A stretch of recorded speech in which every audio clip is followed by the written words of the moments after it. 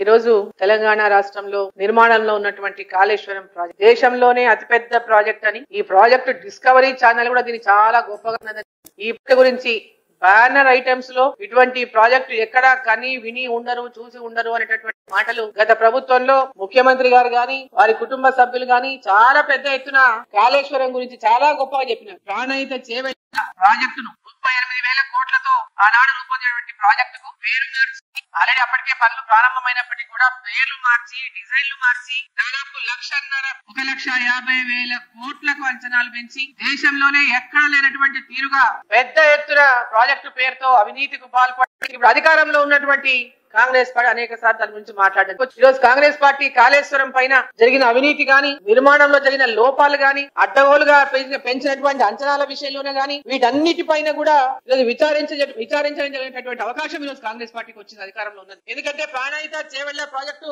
అప్పుడు ఉన్నటువంటి కాంగ్రెస్ ప్రభుత్వం హయాంలోనే దాన్ని ప్రారంభించడం జరిగింది. వైఎస్ రాజశేఖర రెడ్డి గారు ముఖ్యమంత్రిగా ఉన్నప్పుడు. మరి ఈ రోజు గతంలో అనేక సార్లు విమర్శించిన ప్రాణహిత చేవెళ్ల పేరు మార్చిండ్రు, దాని డిజైన్లు మార్చిండ్రు, దోపిడీ చేసిన మాట్లాడినటువంటి కాంగ్రెస్ పార్టీ గాని ఈ రోజు ఉన్నటువంటి ముఖ్యమంత్రి రేవంత్ రెడ్డి గారు కూడా దాని గురించి మాట్లాడడం జరిగింది అనేక సార్లు. మరి ఈ రోజు వారు హైకోర్టు న్యాయమూర్తితో విచారణ జరిపిస్తామనడం అనేది చూస్తుంటే వారికి ఈ యొక్క విచారణ పేరు మీద హైకోర్టు న్యాయమూర్తితో విచారణ అంటే కాలయాపన తప్పితే కాలయాపనతోనే గడిపేద్దామనే ఆలోచన ఉందా అనేటటువంటి అనుమానం ఈ రోజు రాకమానదు. నాకు తెలుసు కోర్టు వ్యవహారాలు అంటే అవి వెంబడేటటువంటి పరిస్థితి ఉండదు, ఎంత సమయం పడుతుందో మనకు తెలియదు. మరి రేవంత్ రెడ్డి గారు హయాంలో అది ఆ విచారణ పూర్తి అవుతుందా కూడా లేదనేటటువంటి అనుమానం కూడా వ్యక్తం చేయాల్సినటువంటి అవసరం వస్తుంది. కాబట్టి మేము డిమాండ్ చేస్తా ఉన్నాం, మా రాష్ట్ర అధ్యక్షుడు కూడా డిమాండ్ చేసినారు కిషన్ రెడ్డి గారు, దీనిపైన సిబిఐ విచారణ జరిపించండి. గత ప్రభుత్వం సిబిఐ మన రాష్ట్రానికి రావద్దన్న తిరిగి జీవో ఇష్యూ చేసి, ఎందుకంటే వాళ్ళు చేసినటువంటి అవినీతి పైన